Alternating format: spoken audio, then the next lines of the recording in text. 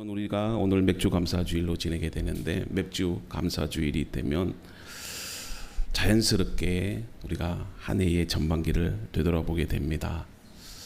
저도 우리가 2025년도 송구영신 예배 드린 지가 엊그제 같은데 벌써 또 한 해의 절반이 지나갑니다. 여러분들의 인생 가운데 기쁘고 감사한 일도 있었고, 또 어떤 분들은 마음에 무거운 일들도 있었을 겁니다. 기도 응답처럼 느껴지는 순간도 있었겠지만 아직 여전히 풀리지 않는 그 문제로 많이 힘들어하는 분들도 있을 거예요. 그럼에도 우리는 오늘 하나님 앞에 나와 고백합니다. 하나님께서 여기까지 지켜주셨습니다. 하나님께서 먹이시고, 하나님이 입히시고, 하나님이 붙드셨고, 또 넘어질 때마다, 실패할 때마다 다시 일으켜 세워주셨어요. 오늘 우리는 맥주절을 지키게 됩니다. 단지 우리가 맥주절의 의미를 이해하는 데서 그치지 않고 여러분들의 신앙이 한 걸음 더 깊이 들어가는 신앙이 되면 좋겠습니다. 우리가 보통 맥주절을 지킬 때 첫 열매를 하나님께 드리는 절기, 이렇게만 생각하지요. 물론 맞습니다. 하나님이 주신 첫 열매를 하나님께 드리는 것, 바로 맥주절의 중요한 의미이기도 해요. 그러나 오늘 우리가 묵상한 레위기 23장을 우리가 자세히 묵상해 보면은요, 하나님께서 이 맥주절 규례를 말씀하시다가 뜻밖의 명령 하나를 덧붙입니다. 우리가 생각하지 못했던 하나님의 뜻을 우리에게 말씀해 주는데, 그게 바로 22절의 말씀이에요. 너희 땅의 곡물을 벨 때에 밭 모퉁이까지 다 베지 말며 떨어진 것을 주지 말고 가난한 자와 고르민을 위해서 버려두라. 그럼 이 말씀의 의미가 뭘까요? 이 말씀은 여러분 참 놀라운 말씀이에요. 하나님께서 절기를 설명하다가 첫 열매를 드리라, 이렇게 말씀하십니다. 그리고 그 첫 열매를 가지고 하나님께 정성껏 제사를 드리라, 즉 예배를 드리라 하십니다. 그런데 그 마지막에 갑자기 지금 밭 모퉁이를 말씀하셔요. 그리고 가난한 자와 거류민을 위해서 내버려 두라, 그렇게 말씀하셔요. 그러면 도대체 이 맥주절 감사와 여러분 밭 모퉁이를 내버려 두라, 왜 이 말씀을 하셨을까요? 이 말씀이 도대체 무슨 상관이 있을까요? 오늘 그 이유와 그 뜻을 말씀을 통해서 함께 여러분들과 나눠보기를 원해요. 왜 그런 줄 아십니까? 하나님이 원하시는 감사는 단지 절기를 지키는 것, 우리가 그냥 예배 참석해서 감사로 예배 드리는 것, 아니면 특별히 절기 헌금을 하나님께 드리는 것, 그것으로 끝나지 않는다는 겁니다. 하나님께서 기뻐하시는 감사는 하나님 감사합니다, 이 입술의 고백에서 시작되어서 누군가는요, 여러분 이 험한 인생을 살아갈 수 있도록 여러분들의 삶의 한 자리를 남겨두는 것, 바로 거기까지 여러분들 나아가야 된다는 거예요. 그래서 오늘 여러분들 네 가지를 통해서 그 감사의 의미를 우리가 본격적으로 한번 생각해 보고자 합니다. 첫째, 감사는요, 내 밭의 주인이 하나님이심을 인정하는 겁니다. 자, 따라서 합시다. 감사는 내 밭의 주인이 하나님이심을 인정하는 것입니다. 오늘 우리가 묵상한 레위기 23장 15절부터 21절까지는요 7.7절, 즉 맥주절에 대한 말씀이에요. 자, 이 절기는 처음 익은 곡식을 하나님께 드리는 절기입니다. 이스라엘 백성들은 땅에서 거둔 첫 열매를 하나님께 가지고 나아가요. 자, 이 말씀의 배경이 어디서 시작이 되느냐면, 여러분 이스라엘 백성들은 하나님의 은혜 가운데 출애굽을 합니다. 그들이 430년간 애굽의 종으로 있을 때 그 애굽 사람들이 주는 것으로 먹고 살았어요. 그 고단한 인생, 절망의 인생, 소망이 없는 인생. 그래서 그들이 하나님 앞에 절규를 합니다. 그랬을 때 하나님께서 그 절규하는 소리를 들으시고 안타깝게 여기셔서 이스라엘 백성들에게 모세를 세워서 출애굽하게 하셔요. 그리고 지금 이 레위기 말씀이 선포되는 장소가 어디예요? 바로 출애굽한 1년이 지난 뒤 하나님께서 이 시내 산에서 임재하시고 율법을 주셨던, 그리고 성막을 세우게 하셨던 바로 그 광야입니다. 이스라엘 백성들은 아직 가나안 땅에 들어가지 않는 상태예요.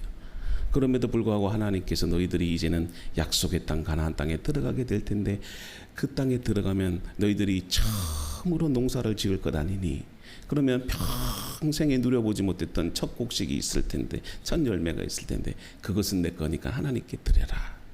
그렇게 말씀하시는 거예요. 근데 그렇게 하면 되는데 하나님이 뭐라고 말씀하십니까?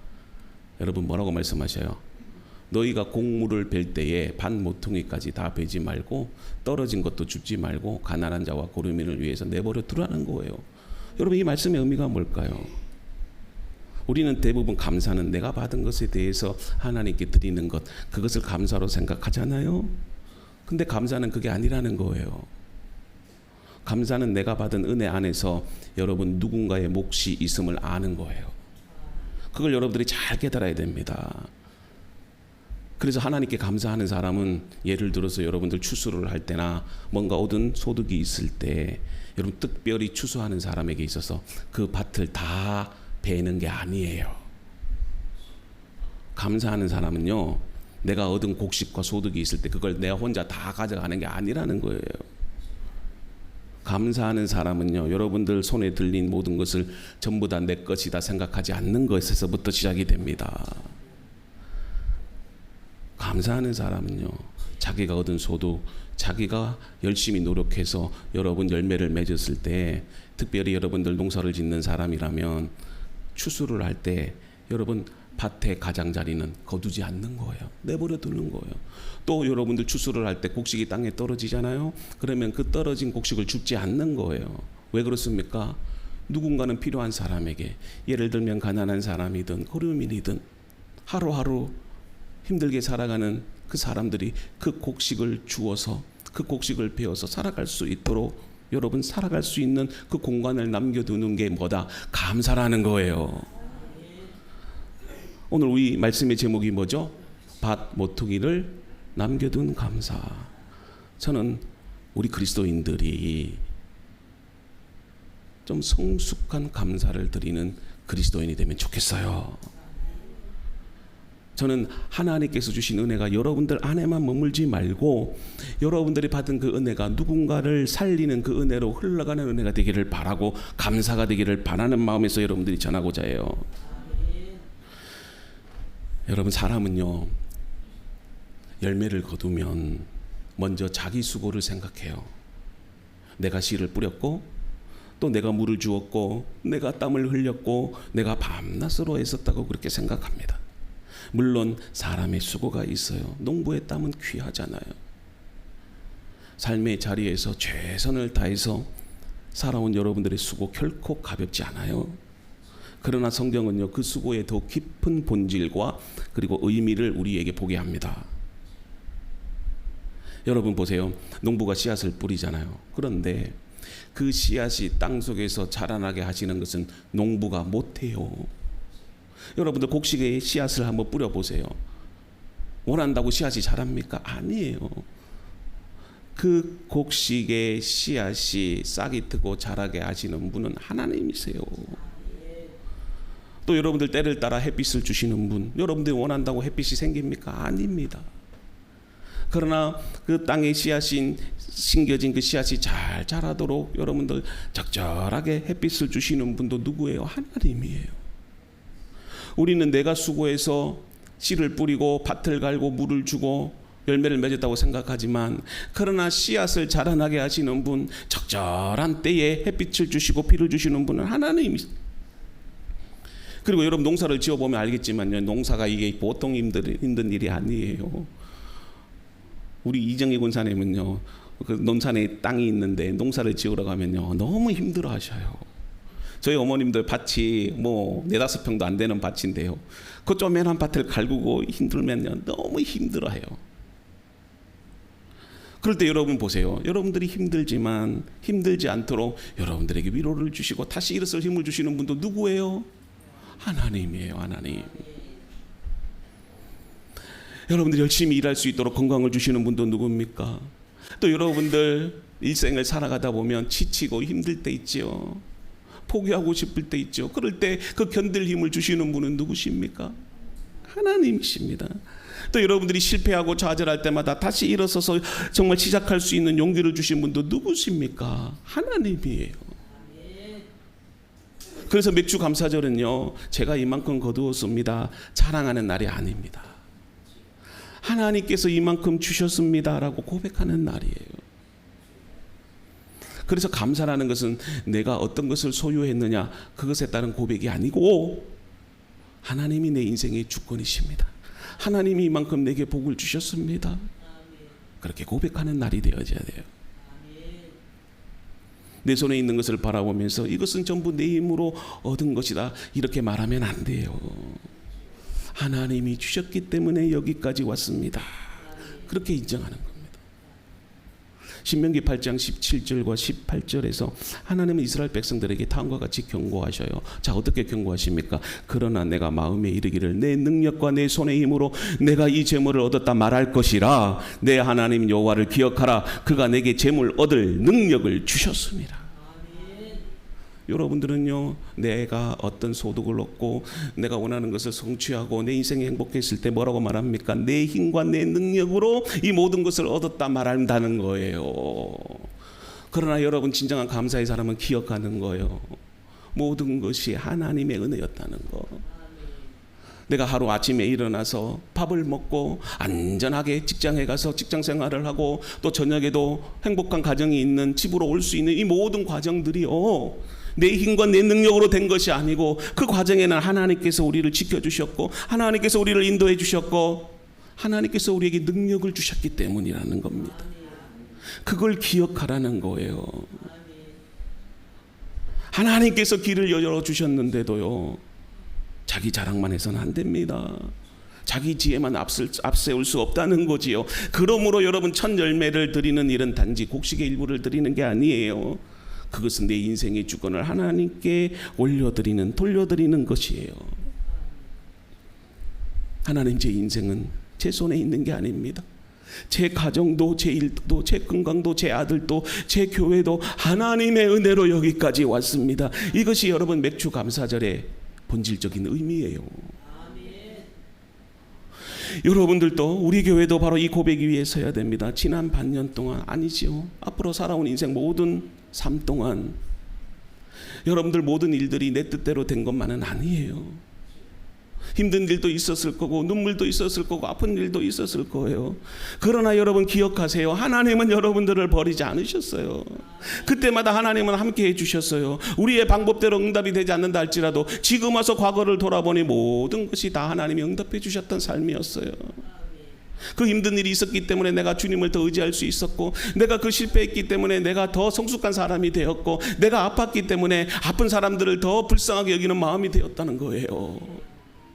만약에 내가 원하는 대로 모든 것이 다 이루어졌다면 지금 내 안에는 교만이 가득 차서 사람들을 밑으로 깔아보고 내가 원하는 대로 내 방식대로 내 독단적으로 살았을 거예요. 그래서 감사는요, 내가 어떻게 해석하느냐에 따라 믿음의 가치가 달라지는 거예요. 힘들고 어려울 때라도 내가 하나님 감사합니다. 그래도 이렇게 하나님이 지켜주셔서 지금까지 인도해 오셨습니다. 그렇게 판단하고 그렇게 생각하는 사람은요, 감사의 사람이고 은혜의 사람이고 믿음의 사람이에요. 그런데 어떤 사람은 왜 이것까지밖에 안 됩니까? 하나님 너무하십니다. 내 인생을 왜 이렇게 괴롭게 하십니까? 그렇게 생각하는 사람은요, 결국 그 인생은 망할 수밖에 없는 거예요. 그래서 감사는요, 그 상황과 지나온 삶을 어떻게 해석하느냐에 따라 달라지는 거예요. 여러분들이 감사로 은혜로 해석하면 하나님께서 더 깊은 복을 주시고요, 그동안 지나온 과정 속에서 원망과 불평으로 살아있으면 늘 여러분들의 인생은 원망과 불평으로 끝난다는 겁니다. 오늘 우리도 진정한 감사의 삶이 되기를 바라요. 감사는 내 밭의 주인이 내가 아니고 내 노력으로 얻은 소득이 아니고 모든 것이 다 하나님의 은혜였습니다. 이것을 인정하는 거예요. 그리고 하나님이 주인이심을 인정하는 사람은요, 자기 밭을요, 자기 욕심대로 싹싸그리 하지 않아요. 다 거두지 않아요.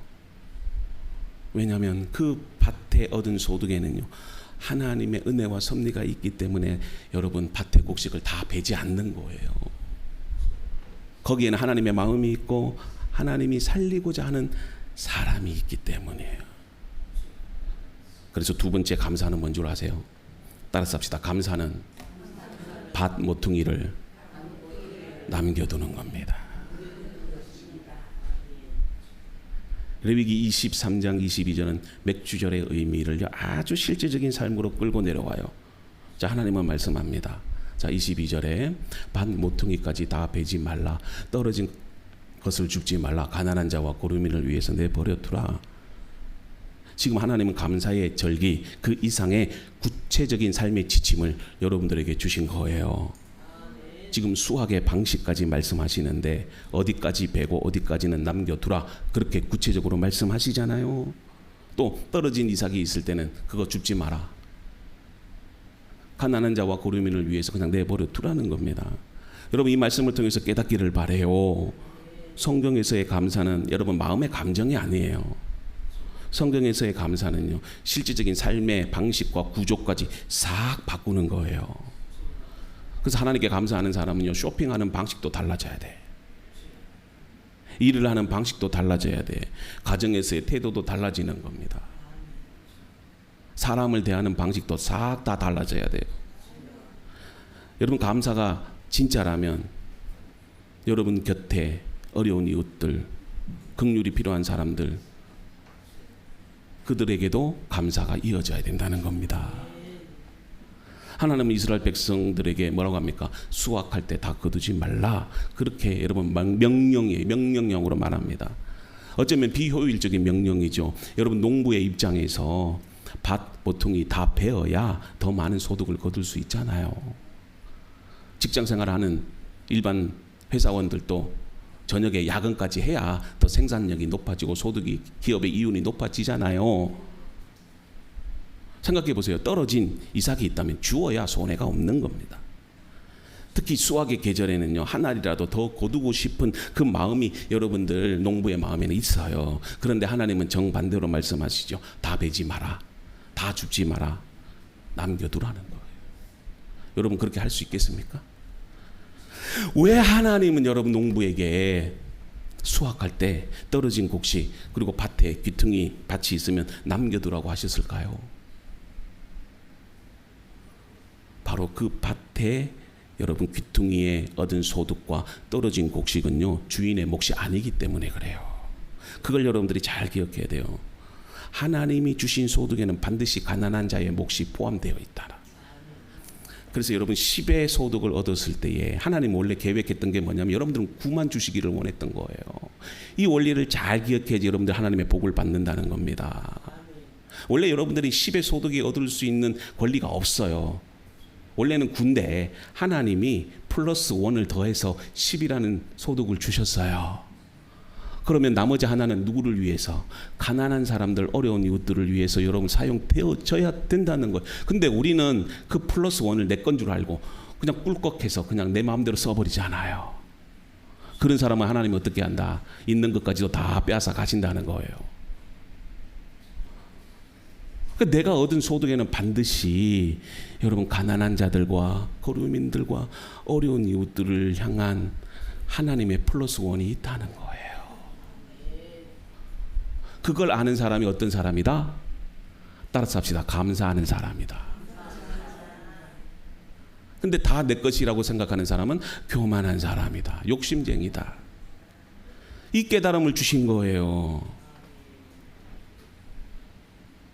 밭의 수확은요 주인의 몫만 있는 게 아닙니다. 여러분들이 열심히 일해서 노동해서 얻은 소득 그게 다 여러분들의 것이 아니에요. 자기 땅에 없는 사람, 자기 수확이 없는 사람, 자기 힘으로 살아가기 어려운 사람들을 위한 하나님의 몫이 반드시 포함되어 있다는 겁니다. 이것은 단순한 자선이 아닙니다. 이건 여러분들 하나님께서 주신 은혜의 질서입니다.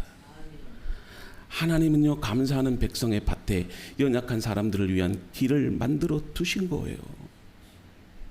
경제적으로 어려운 자들, 육체적 장애로 인해서 일을 할 수 없는 자들, 우리가 지난 시간에도 평생 여러분들 앞에 안 보이고 안전뱅이로 살아야 되고 귀머거리로 살아야 되는 그 사람들은요, 절대적으로 여러분들 건강한 사람들이 도와야 돼요.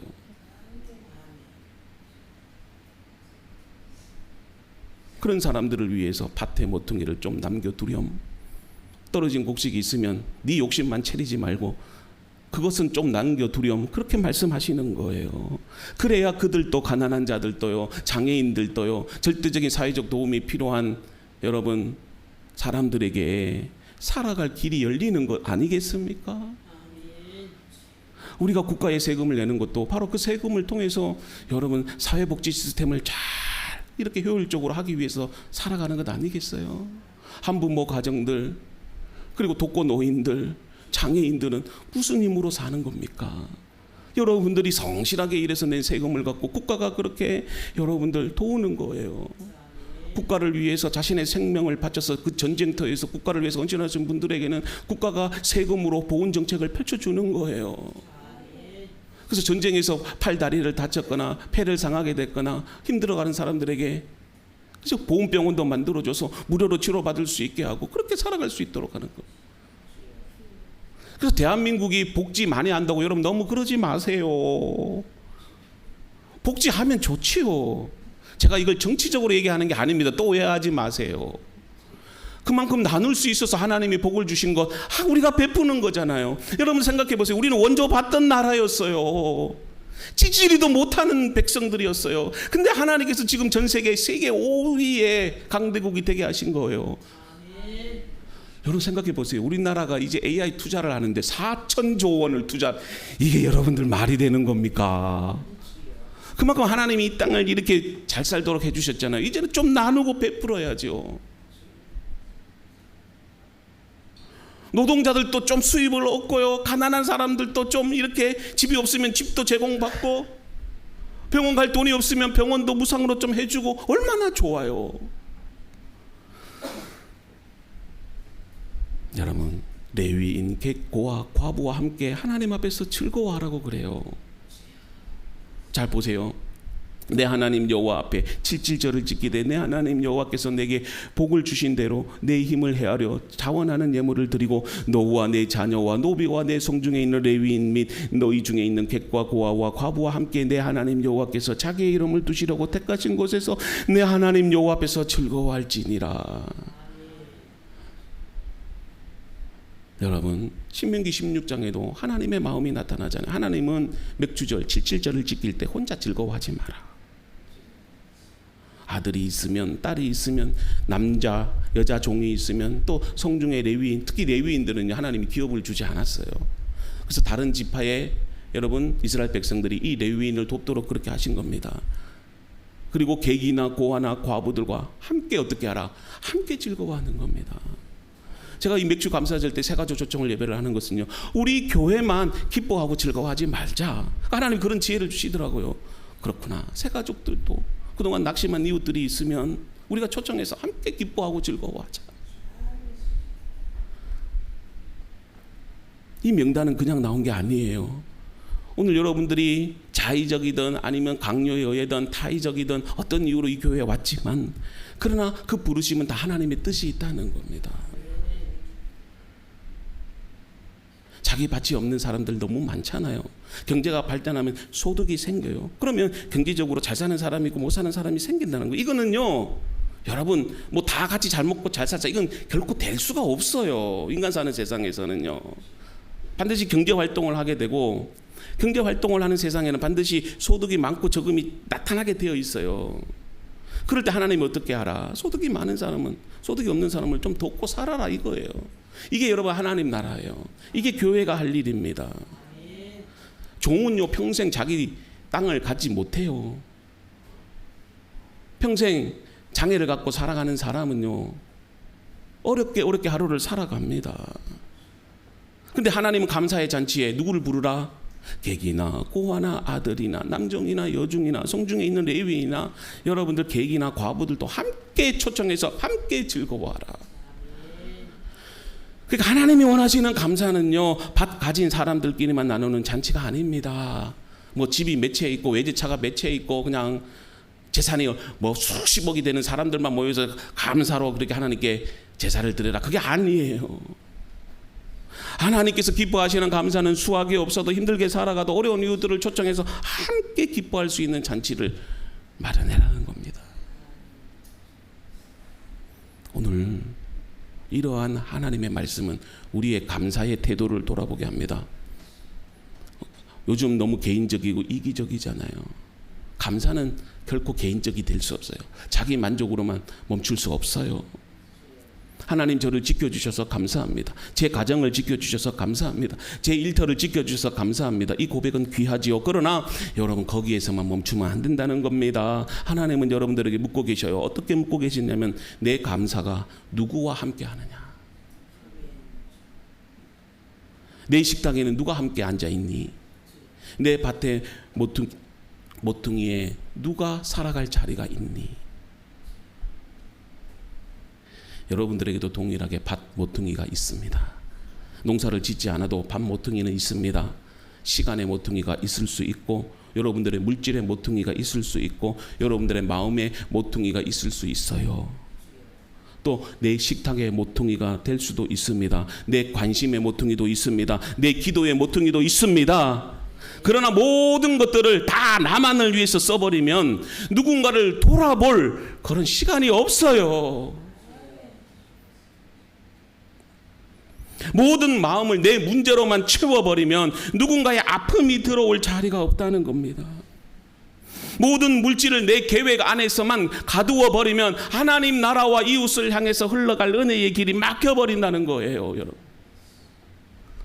감사하는 사람은 혼자 다 꿀꺽하지 않아요. 내가 받은 은혜만 생각하지 않는다는 겁니다.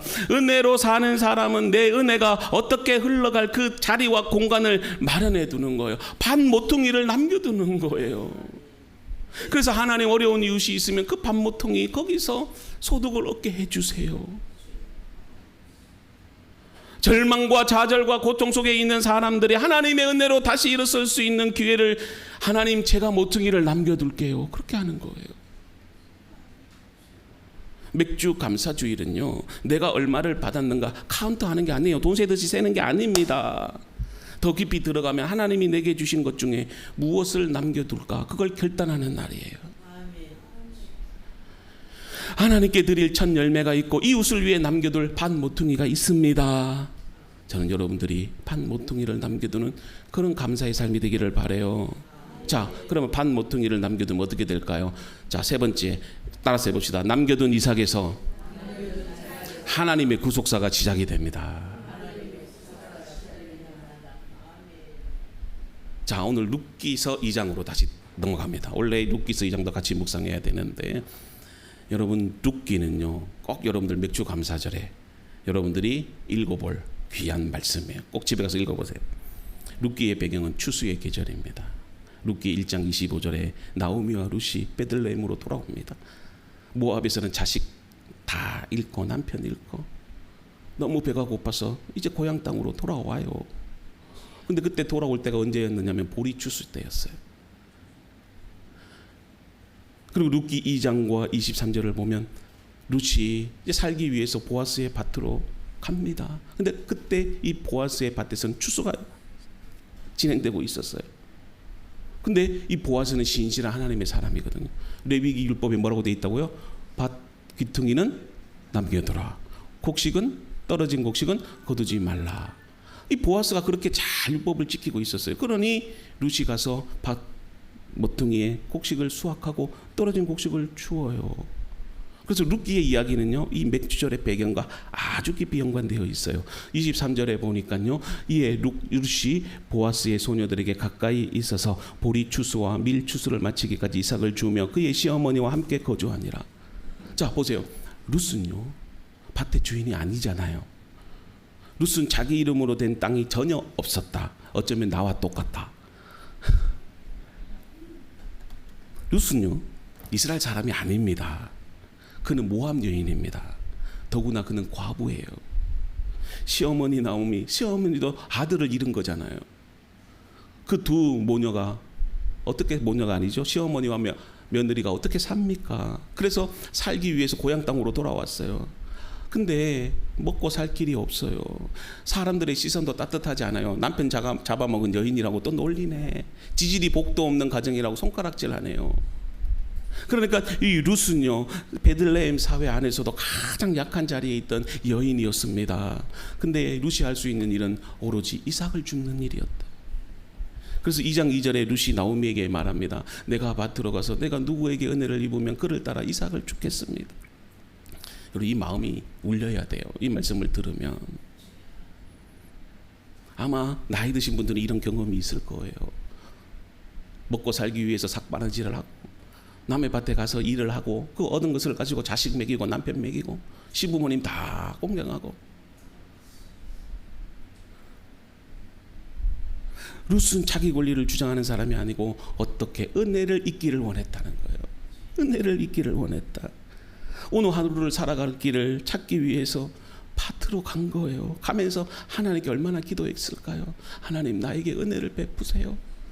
떨어진 곡식이라도 죽게 해주세요. 얼마나 마음이 짠합니까? 근데 여러분 생각해 보세요. 룻이 들어간 밭이 어디 밭이었다? 그 많은 밭 중에 보아스 밭이었다. 거기에 하나님의 섭리가 있는 거예요. 하나님의 은혜가 있는 거예요. 그래서 3절에 보니까 룻이 가서 여러분 베는 자를 따라 밭에서 이삭을 줍는데 우연히 엘리멜렉의 친족 보아스에게 속한 밭에 이르렀더라. 여러분들이 볼 때는 우연처럼 느껴지지요. 그러나 하나님의 섭리라는 거예요. 우리는 모든 것이 당연하게 느껴지지요. 아침에 일어나는 것이 얼마나 큰 복인 줄 아세요? 지난 밤에도 여러분 이 세상을 하직한 분들이 얼마나 많은 줄 아십니까? 아침에 일어나서 아내가 맛있게 차려준 그 밥을 먹고 출근하는 게 얼마나 행복인 줄 아세요? 지금도 그 밥을 못 먹어서 죽어가는 사람들이 너무 많아요. 운전을 하면서도 여러분 교통사고 나서 죽는 사람들이 얼마나 많은데 여러분들 차량 운행을 하면서 하나님께 감사하면서 운전해 보세요. 그리고 저녁에 퇴근해서 사랑하는 아내와 또 자식 품에 앉아서 같이 식사를 할 수 있는 것도 얼마나 큰 은혜인데요. 생각해 보세요. 하나님의 섭리는 우연이 아닙니다. 보아스의 밭에는 뭐가 있다? 모퉁이가 남아있다. 떨어진 이삭이 있다는 거예요. 바로 룻이 살아갈 수 있는 은혜의 자리가 마련되어 있었다는 거예요. 그래서 룻은 보아스의 밭에서 하루 양식을 얻잖아요. 근데 하나님은 그 밭 모퉁이에서 여러분 하루 양식보다 훨씬 더 큰 복을 주셨다. 룻은 그 밭에서 누구를 만나면 보아스를 만나요. 보아스. 그 보아스를 통해서 나오미 가정이 회복이 됩니다.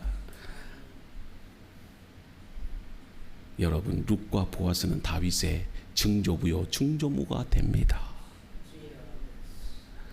그리고 마태복음 1장에 예수 그리스도의 족보 안에 들어가는 믿음의 여인이 된 거예요. 보아스가 남겨둔 것은 불쌍하니까 자산하자, 그게 아닙니다. 바로 그 보아스의 밭 모퉁이 남겨두고 떨어진 이삭을 줍지 않는 것이 메시아의 길을 여는 은혜의 통로였다.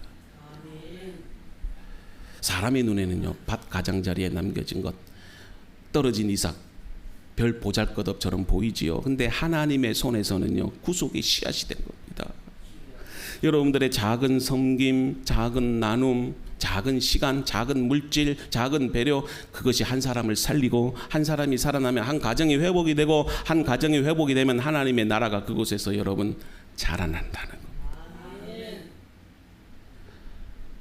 어쩌면 우리의 섬김도 매우 작아 보일 수 있어요. 이것 갖고 뭘 하겠어? 근데 하나님은 그것 갖고 하시는 거예요. 오병이어의 기적이 바로 그렇게 나타난 겁니다. 어린 소년이 들었던 보잘것없는 보리떡 5개와 물고기 2마리, 우리가 볼 때는 형편없잖아요. 근데 차고 넘치도록 하나님이 복을 주신 거예요.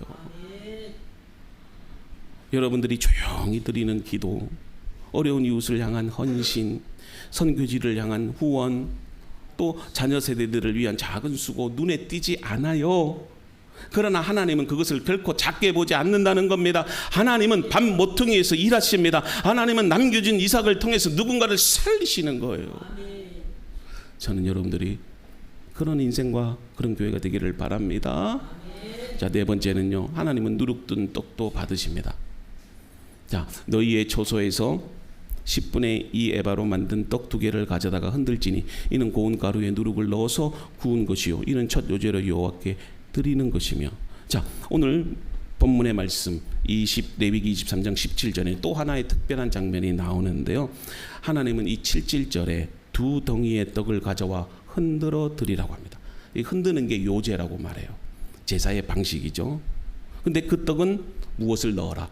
누룩을 넣어서 구워라. 근데 이게 참 독특한 명령이에요. 여러분들이 성경을 좀 아는 분들이라면 일반적으로 소제를 여러분 하나님께 제사로 드릴 때는 소제가 뭡니까? 소제는 곡식 가루예요. 일반적으로는 동물의 제사로, 피해 제사로 드리지만 하나님께 너무 가난한 사람들은 그 동물도 없으니까 그냥 곡식 가루로 드려라 그렇게 한 겁니다. 근데 그 소제의 제물을 드릴 때는요, 여러분 누룩을 넣지 않아요. 레위기 2장 11절을 보면은요, 여호와께 드리는 소제물에 누룩을 넣지 말라 그렇게 해요. 근데 여러분 보세요. 7절에는 예외로 누룩을 넣어서 구워라 그래요. 이게 무슨 의미일까요? 여러분 물론 이 떡은 제단에서 불살라 드리는 겁니다. 근데 그게 아니에요. 보세요. 하나님 앞에서 어떻게 해라? 흔들어 드리는 요제로 드려라. 이걸 우리가 너무 단순하게 해석하지 말고, 맥주 감사절은요, 여러분 완벽한 사람만 하나님께 나오는 날이 아닙니다. 감사는요, 모든 문제가 해결된 사람이 드리는 고백이 아니라는 겁니다. 여전히 여러분들과 해결되지 않는 문제가 있고 아픈 상처가 있고 괴로움이 있어요. 그게 바로 누룩이에요. 누룩 같은 여러분들의 인생을 살아왔잖아요. 이스라엘 백성들에게 있어서 누룩은 죄를 상징해요. 그래서 손가락질을 합니다. 근데 그것을 소재에다가 넣어서 구워버리라는 거예요. 하나님의 은혜를 인정하면서 하나님 앞에 나와 넣어서 드리면 되는 거예요. 여러분들의 인생에도 누룩 같은 것이 있잖아요. 염려가 될 수도 있고 두려움이 될 수도 있고 상처가 될 수도 있고 믿음으로 살고 싶은데 여전히 흔들리는 연약함들이 있잖아요. 기도하면서도 걱정했고 감사하면서도 마음 한구석에는 정말 될까 무거움이 있어요. 근데 하나님은 완성된 사람만 부르지 않아요. 하나님은요, 은혜 없이 살 수 있는 사람을 부르시는 겁니다. 누룩 같은 내 인생 하나님께 드리면 되는 거예요. 완성된 사람의 고백이 아니라 은혜 받은 은혜로 살아가고자 결심하는 사람들이 드리는 고백이에요. 그래서 오늘 여러분들 이렇게 고백해야 됩니다. 하나님, 제 인생에는 아직 누룩 같은 연약함이 있습니다. 제 마음에는 불안하고 원망도 있고 미성숙함도 있어요. 그렇기 때문에 이 모습 그대로 하나님께 갑니다. 하나님, 여기까지 인도해 주셨고 여기까지 견디게 하셨고 또 여기까지 하나님이 지키셨으니 앞으로도 지켜주실 것을 믿습니다. 하나님은 여러분들의 첫 열매만 보시지 않아요. 하나님은 여러분들의 정직한 마음을 보십니다. 하나님은 여러분들이 완벽해서가 아니고 은혜를 의지하기 때문에 여러분들을 부르신 겁니다. 그래서 꾸며진 감사가 아니라 정직한 감사가 되기를 바랍니다. 오늘 말씀을 정리하면서요, 진짜 감사는 어디서 증명이 되느냐? 밭 모퉁이에서 증명이 됩니다. 오늘 우리가 맥주 감사주의를 맞이해서 레위기 23장 말씀을 함께 살펴보았지요. 하나님은 첫 열매를 받으셨습니다. 그리고 동시에 밭 모퉁이를 남겨두라고 말씀하셨어요. 이것이 여러분 성경적 균형이에요. 감사의 균형이에요. 즉 하나님께 드리는 예배가 있고 이웃을 향해 남겨두는 사랑이 있다는, 하나님께 올려드리는 첫 열매가 있는 반면에 누군가는 살아갈 수 있도록 하나님이 남겨둔 이삭이 있습니다. 여러분 기억하세요. 맥주 감사절은 다 거두는 날이 아니에요. 하나님께 드리고 이웃을 위해서 남기는 날입니다. 받은 은혜를 세는 날이지만 동시에 받은 은혜가 어디로 흘러가야 하는지를 결단하는 날입니다. 그래서 여러분들 감사가 입술로만 끊어지지 않기를 바랍니다. 여러분들의 감사가 헌금 봉투에서만 끝나지 않기를 바랍니다. 여러분들의 감사가 오늘 이 예배당 안에서만 머물지 않기를 바라요. 여러분들의 감사가 이제는 가정으로, 우리의 이웃으로, 선교지로, 다음 세대로 흘러가기를 바라요. 롯이 살 수 있었던 이유가 뭡니까? 보아스의 밭이 있었기 때문이에요. 누군가가 여러분 다시 살아갈 수 있는 이유도 누군가가 남겨준 그 밭이 있기 때문이에요. 저는 바로 여러분들이 우리가 그렇게 되기를 바랍니다. 우리 교회가 그런 교회가 되기를 바랍니다. 누군가 하나님을 다시 붙들게 되는 이유가 여러분들의 작은 섬김으로 되는 겁니다. 그런 감사의 삶을 살아가는 저와 여러분들이 되기를 주님의 이름으로 축복합니다.